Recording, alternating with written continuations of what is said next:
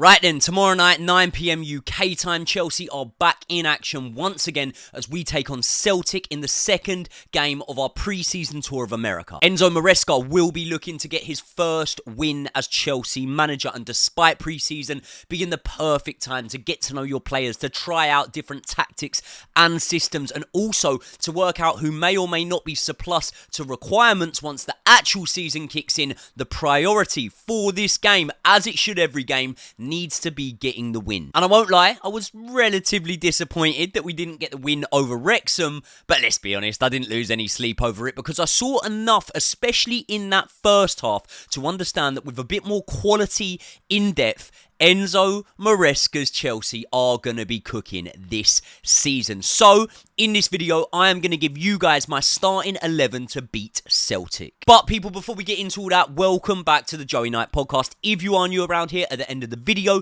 if you like the content and you want to see more from myself, please hit the subscribe button right now. Do me a favor, people, smash the like button. It really helps the video out. I'm trying to actually reach 100,000 subscribers before the start of the season. When I first started saying about this and started urging those of you who weren't subscribed to subscribe, I didn't think we'd get there before the start of the season, but now I'm very, very confident we will. So I'm absolutely buzzing that we're nearly hitting that milestone. Keep it going. If you're not already, subscribe to the channel. Let's get into it. So this is the team that we started with against Wrexham, and this is positionally how it looked like it played out on the pitch to me. And my first thought before the Wrexham game, and it was a thought that I continued to have after the Wrexham game, was that this was probably the strongest lineup we could have gone with on the day. Now, a lot of guys, including myself, might not have seen that much of Tyreek George, and obviously we hadn't seen that much of Mark Yu, but I did look at that lineup and thought that we had gone relatively strong in that game. Now, despite me being impressed with how we played in the first half, I'm not going to rewrite history and say it was a perfect first half. I don't actually think we really got out of second gear until after around 20 minutes. It was actually when Wrexham first managed to test the goalkeeper. It was the first shot on target that anyone had had, and from that point onwards, we became very dominant and we started to create a lot of opportunities in that first half. And I already spoke about the fact that going into the second half, I thought that things were going to get better for Chelsea. But as you can see on screen now, we made wholesale changes in the second half. I think every single player, barring Carne Chukwuemeka, was brought off and was replaced in that second half. And personally, despite some real star-studded names being back on the pitch in the second half, including obviously Wesley Fofana, who we were massively looking forward to seeing, despite us having Malo Gusto, who was one of our most important players last season, I do think that this second half team was considerably weaker than the team that we managed to field in the first half. In the first half, we had a midfield pivot almost, or at least the two in midfield being Reece James and Romeo Lavia. Romeo Lavia, by the way, a player that really impressed me in that game. Now, in the second half, we went from having that stability in midfield with Reece James, who's obviously very good at retaining possession, and Romeo Lavia, who's very good at winning back possession, getting stuck in, cutting balls out. We went to having Malo Gusto, who was trying that role out for the first time, Andre Santos, who obviously hasn't played really many games at all for Chelsea Football Club, might actually be going back out on loan now, and Ugachukwu, who spent the last, I'd probably say, half of the season injured. Correct me if I'm wrong. I think it was half of the season. Carne Chukwuemeka stayed on there. That would have given us a little bit of stability. But the shape of the team in the second half was pretty poor. It really was pretty poor. And despite Raheem Sterling showing little moments of brilliance, despite Angelo looking half decent, Broa really not offering anything up top at all in comparison to what Mark Yu had been doing. So much so that some of you guys in the comments to my last video, said that they didn't even realise that Amanda Broha was on the pitch in that game. So with the fact in mind that in that second half we lacked both experience, know-how, relationships between the players that were on the pitch together, creativity was a massive thing we lacked, and even, maybe to a lesser extent, just a little bit of class, to be honest. I have accounted for that in the way that I've put together this starting lineup. And you lot are very lucky today because not only are you going to get my starting 11, you are also going to get my 11 that I want to see start the second half in this game. So here you go. Here is my starting 11. Now, obviously, Achampong, he didn't have an unreal game. He was dispossessed a couple of times and lost out a couple of times. But at the same time, I do think there's going to be the need to rotate a little bit in this defence. And I do want to see him given another chance. It's not easy coming in, never having played a game before for Chelsea Football Club as a young player, unless your name's Tyrick George. But I do want to see Achampong given another chance. Now, Wesley Fofana will be the man that replaces Benoit Badiashile in that defence for me. Now, in the centre-back position, especially in that central centre-back position in the back three, which you would probably say it is once the fullback inverts. How much of that we'll see this time out, I don't know. Obviously, Celtic are a better side than Wrexham. They might have a little bit more of the ball, and therefore we might see Reece James, who I have got in my starting 11, over in the right-back position a little bit more. But let's say it is a three at the back. The priority needs to be that the centre-back, the central one, has really good passing ability, and I do rate Wesley Fofana's passing ability above that of Benoit Badiashile. Benoit Badiashile is not a bad passer, by the way, but as you can see from this graphic on screen now, in that first half, 72 of 76 passes completed for Benoit Badiashile, 66 of 68, which was a little bit slightly higher for Wesley Fofana. I do think that it needs to be, let's say, for example, 68 out of 68 if you're Wesley Fofana, because when you look at, say, Levi Colwill, you might look at that and say 61 out of 68 passes completed. That's a little bit underwhelming, but I remember the game, and I remember some of the attempts that Levi Colwill was making were more creative passes. They were passes that were being looped over the top, maybe going up to the winger. So I do think it's important that Wesley Fofana, who is the better passer of the ball, in my opinion, than Benoit Badiashile, starts this one. I was underwhelmed ever so slightly by Wesley Fofana's performance. I do think that he was still carrying the mental scars of that injury in his mind a little bit, and that's why a couple of times he was done for pace, a couple of times he let his man get goal side of him. I do think we see a better Wesley Fofana this time round. I also think that Enzo Maresca probably, at this point, fancies Wesley Fofana as his starting centre-back. So if he can stay fit, if he can stay on the field, then that will be good. Now, Tosin Adarabioyo was another man that I was very, very, very impressed by, I should say. 58 out of 60 passes attempted were completed. But we will see him in the second half without any big spoilers. I think you'd all be imagining we would anyway. Romeo Lavia, we'll speak about him in a minute because he's not in the lineup from the start. But as you can see, I've gone with the pivot of Reece James and Ugachukwu. Now, Ugachukwu wasn't unreal in that game. Ugachukwu does need to be better, in my opinion. He probably will be better with more stability alongside him. Reece James, I want to see in that role again. I do think that Enzo Maresca has planned to have Reece James there a lot more than we may think this season. And when I look at that, just to go off subject a little bit, when I look at the fact that we could see Reece James in there, we've got Romeo Lavia, we've got Ugachukwu, who, unless he does something, unreal this season, I would be surprised if he's one of the starting names once the boys come back from the Copa America as well in there. I don't know if we're going to see Caicedo and Enzo play all that much together, but maybe I'm reading into preseason a little bit too much. Obviously, I am giving Tyrick George another start here. What you will notice, and it might have been the first thing that has jumped out at you, is I've gone with Chile on the left wing. Now, obviously, I spoke about my discomfort. Bloody hell, I don't know if the microphone's picking that up, but something's going on outside. There's a lot of sirens. I spoke about my discomfort at Pochettino last season. Pochettino, a lot of the time, was playing players out of position, and I spoke about Levi Colwill at left back. I spoke about Ben Chilwell at left wing. So Ian Matson at centre attacking midfield in pre-season. The one position change that Pochettino made last season that wasn't even all that bad was actually Ben Chilwell at left wing. He wasn't actually that bad there. And when I look at Chilwell in a Maresca system, I've spoke about my thoughts that maybe Chilwell doesn't fit a Maresca system all that well. However, with a man that has won the Champions League for Chelsea, at one point been one of our best players, especially, during that Tuchel era when it was him and Reece bombing up the wings. He was really, really good and has always been one of our more creative players. I'm not ready to just throw the towel in on Chile straight away and say, no, that's it, Chilwell's not good enough. I think that we should try him out in this position, and the reports coming out of training is that Ben Chilwell has been training with the wingers. Chile has not been training with the defenders. I don't know how that works. I don't know whether they're split into groups or what, or whether it's just a personal task tasks they're put up to in training, whether he's been doing defensive style training, attacking style training, but either way, Ben Chilwell has been training with the wingers. I think if you see Chile in this match, you will see him on the wing. And when you think about his delivery, when you think about both wings here, as you can see the graphic, you've got Angelo on one side, Chile on the other, and you've got both men whipping in balls into the box to Mark Gu, who will be starting for me. Really, really impressed by the first showing I saw of Mark Gu. Really want to see more of him. Want to see more of him pushing the pace, pressing from the front, creating stuff for himself, for others in there, which I do think he'll do.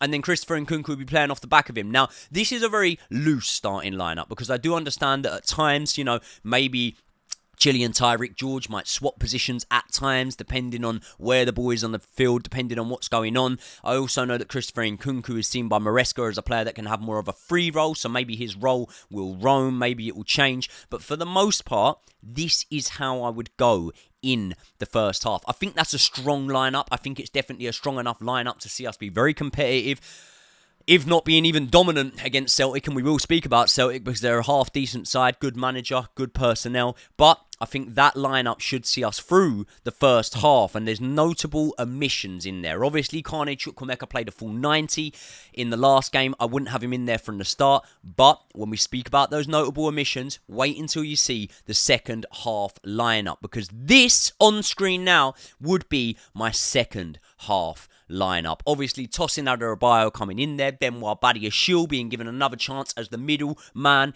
in the centre-back position. Obviously, Levi Cole will be out on that left-hand side again, a natural left footer. I think that's important, especially when it comes to whipping balls up the wing, which we know that Levi Colwell can do. Anyone that watched the Fulham match, or anyone that was at the Fulham match at Craven Cottage last season like I was, will know that that little partnership of Levi Colwell and Mudryk combined quite well in that match. Levi Colwell was the man that dinked the ball over the top and assisted Mudryk for, I think, his first Chelsea goal in the league. I think that was. Correct me if I'm wrong in the comments, but I'm pretty sure that was.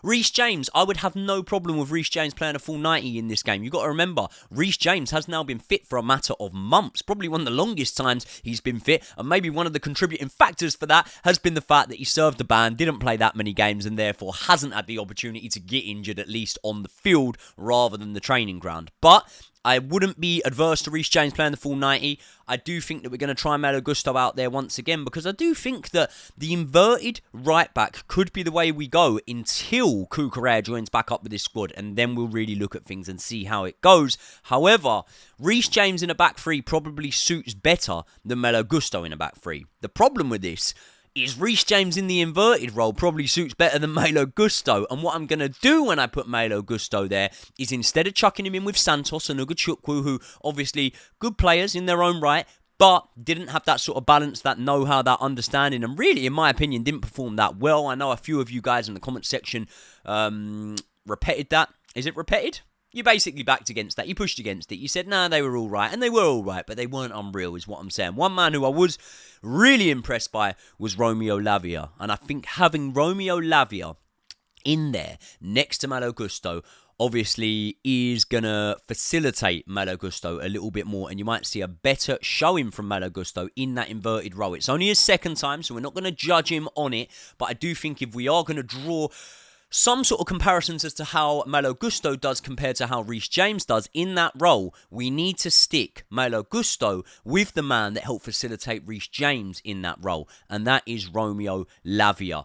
I'm really excited for Romeo Lavia this season. Now, when you look in front of that, I've kept Nkunku on. That doesn't necessarily mean Nkunku will get the full 90 minutes, because I wouldn't at all be adverse to Raheem Sterling coming in there for Nkunku in that second half. Maybe even, look, I know we made all the subs at half-time before, but they don't necessarily all need to be on that 45-minute mark. Maybe we could bring Raheem Sterling on around the hour mark and give him some minutes then. Mudryk on the left-hand side. We've heard that reports coming out of training are that he's impressing Enzo Maresca. He's been training well, so I do think he'll be given the opportunity on that left-hand side. Madueke. Now, Madueke, right? I was speaking with Brian, my friend, the true Geordie, big Newcastle fan, and we spoke about Madueke because apparently Madueke has been linked with Newcastle. I don't want to see Madueke go out the club at all, you know. I think that Madueke is probably our best natural winger at the club. And I'm going to clear that up for you guys because you'll be sitting there, you'll be thinking, hold on, has he forgot Cole Palmer? I haven't forgot Cole Palmer. I think Cole Palmer will probably play on the wing, but I also think Enzo Maresca's system, where those two midfielders are sort of pushed up and almost becoming attacking midfielders, second strikers to some degree, that role might suit Cole Palmer a little bit better on that right-hand side, ready to cut in off of the right-hand side onto his left foot. I think that might suit Palmer a little bit better. So when I speak about natural wingers, I'm not including Cole Palmer, and I'm also not including Christopher Nkunku, because we don't know whether they are natural wingers or whether they'll be used in a host of different roles. But the men that I will definitely include in there would be Raheem Sterling, would be Mykhailo Mudryk, and would be Angelo. Maybe those three players might show something this season and really prove me wrong here. But with what we know about an Enzo Maresca system, about how Enzo Maresca plays and what he wants to get out of his wingers, being men that can really run at the opposition, drive the ball forward, take men out of the game. When you look at the dribbling stats of Madueke, and especially the attempted stats, he is a man that will be really, really important to that role. And therefore, I think he might be the most natural one in the team. So, not only do I want to see him given lots of minutes, I don't want to see him sold to Newcastle. Definitely do not want there to be any truth in those rumours. Now, Mudryk on the other side. Last season, 8 goal involvements in 36 games. It doesn't read for, or it doesn't make, I should say, for phenomenal reading, but at the same time, probably only half of those 36 games were starts. A very small amount of those 36 games would have been full 90 minutes, so you can somewhat let him off. What I do know is whether we let him off or not, this needs to be the season for Mykhailo Mudryk. It's wholesale changes in the team. He's shaved his head. He's coming back a new man. Let's see a new, more consistent version of Mykhailo Mudryk, because if he doesn't prove himself this season, I think we're all pretty much going to be on the same page when it comes to agreeing that he hasn't lived up to that price tag. And a lot of the time, it's unfair to judge him. They don't make the price tag for themselves, and wage-wise, he's not even one of the top earners at the club, Mykhailo Mudryk. So, we can give him a bit of leverage on that side, but we need to see more from him. Starting off in pre-season, and definitely going into the Conference League campaign, he needs to be really lighting it up in those games, and I think that he could be. He definitely could be. Now, the problem with Mykhailo Mudryk has never actually been his natural ability, in my opinion. I think his natural talent and ability is raw, but it is there for all to see. His actual footballing IQ, that's where the problem lies, and other managers such as Frank Lampard have spoke about that in the past when they've worked with Mykhailo Mudryk, have said that his reading of the game is not that good. But let me tell you something. You'd rather his reading the game not be that good than his natural ability. Because natural ability is what it is. It's what it says on the tin. It's natural. Your reading of the game can be coached. So if we can get his footballing IQ up, then maybe he could be a really important player for us this season. Now, both half lineups will obviously see no minutes given to Andre Santos, given to Amanda Broja. The reason being, I do think that these games are going to go by like that. Before we know it, it will be Pep's Man City at the Bridge. And when we play Pep's Man City at the Bridge, I only really want to have been using players in the build-up to that game that could potentially feature in that game. Now, listen, I'm not deluded. I'm not saying that Tyreek George is going to start against Man City. He probably won't. He may even be loaned out. We might see enough of him to go, yeah, you're a good player. You're a real gem for us, and I do want to use you, but I want you to go on loan, maybe to a Championship club, maybe to a Premier League club, or maybe we will be using him in here. But one thing I can say is that Andre Santos will not be playing. He looks like he's going back to Strasbourg, so I don't really see any points in us giving him minutes until then. And Amanda Broja, I can't see him playing. Listen, he assisted. Did he assist the goal against Man City? He won the penalty against Man City that made it 4-4. That was it at the Bridge last season. But this season round, I don't see him playing against Man City. I do see him going if someone comes in, they pay the right price. I don't think that Chelsea want to loan him out again. I think they'd rather actually get rid of him. It would be sad to see, because I remember at one point, I was at the Wolves game, when Amanda Broja picks up the ball, cuts in on his right foot, scores from the edge of the box, that was really, really good from Amanda Broja. And I was really impressed by him. When he went on loan to Southampton, I thought, this boy is a beast. He was running in behind. He was doing a lot of what Mark Yu was doing on in the pre-season friendly the other day. But since that injury, Amanda Broja has never come back the same. I think that if he was being honest with himself, he would probably admit that and understand that. And at this point in time, I'm way more willing to give the minutes to Mark Yu, to Nicholas Jackson when he comes back, even to a David Datro Fofana if he wasn't sold. So I'm not going to give him minutes in this game, but nothing against Amanda Broja, academy player, so he'll always be someone that I do have a place in my heart for. But at this minute in time, I think it's out with the old, in with the new, and we're going to see more from Mark Yu, who I'm really impressed by. Now, obviously, I'll give Mark Yu the full 90, and I do want to see that because I think if we give him the full 90, I think this boy could get on the score sheet, you know. We didn't see much of him when it came to his actual shooting ability, what he's like in terms of his clinicalness in finishing, but what we did see, I liked. He pressed well, and that's something that I think in an Enzo Maresca system will serve him well. Now, Axel Disasi, he wasn't even on the bench for the Wrexham game, was he? He could be carrying a knock. When I look at that team, right, and I'm looking at the second half team as well, when I look at that side, imagine this side when Enzo Fernandez, when Caicedo, I won't speak too early about Conor Gallagher because he might not be in there, but when Nicholas Jackson comes back from injury, we are going to be a decent outfit this season. I'm really looking forward to it, man. Now, Celtic are coming into this one on good pre-season form. Remember, I spoke about Wrexham having an advantage on us because they had played before in pre-season. Well, this is going to be Celtic's 5th